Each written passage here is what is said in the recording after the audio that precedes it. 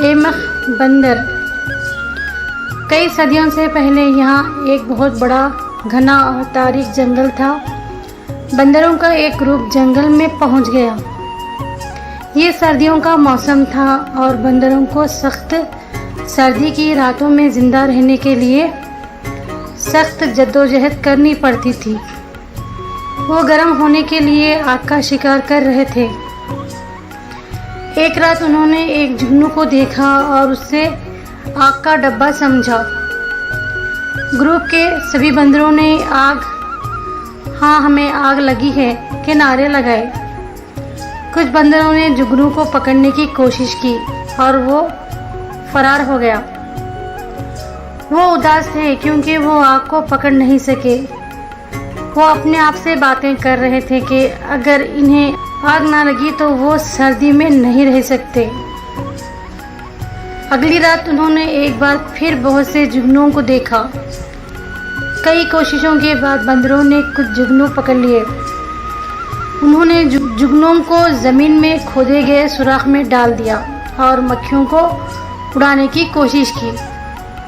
انہوں نے مکھیوں کو اس حقیقت کو جانے بغیر بہت زور سے اڑایا کہ وہ مکھیاں ہیں۔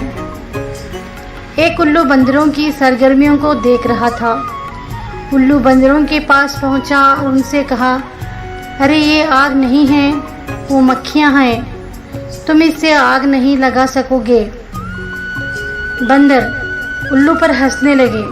ایک بندر نے الو کو جواب دیا، ارے بوڑھا الو، تو آگ بنانے کے بارے میں کچھ نہیں جانتے، ہمیں پریشان مت کر۔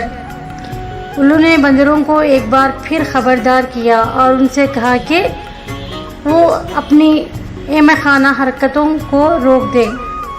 بندر، تم مکھیوں سے آگ نہیں لگا سکتے، براہ مہربانی میری بات سنیں۔ بندروں نے مکھیوں سے آگ لگانے کی کوشش کی۔ الو نے ایک بار پھر ان سے کہا کہ وہ اپنی احمقانہ حرکتوں کو روک دیں۔ تم بہت جدوجہد کر رہے ہو، پاس کے غار میں اپنے پناہ لے لو، آپ اپنے آپ کو سخت سردی سے بچا سکتے ہیں، تمہیں آگ نہیں لگے گی۔ ایک بندر الو پر چیخا اور الو وہاں سے چلا گیا۔ بندر کئی گھنٹوں تک احمقانہ سرگرمی کر رہے تھے اور تقریباً آدھی رات ہو چکی تھی۔ وہ بہت تھکے ہوئے تھے اور انہیں احساس ہوا کہ الو کی باتیں درست تھے اور وہ مکھی اڑانے کی کوشش کر رہے تھے۔ انہوں نے خود کو غار میں پناہ لی اور سردی سے بچ گئے۔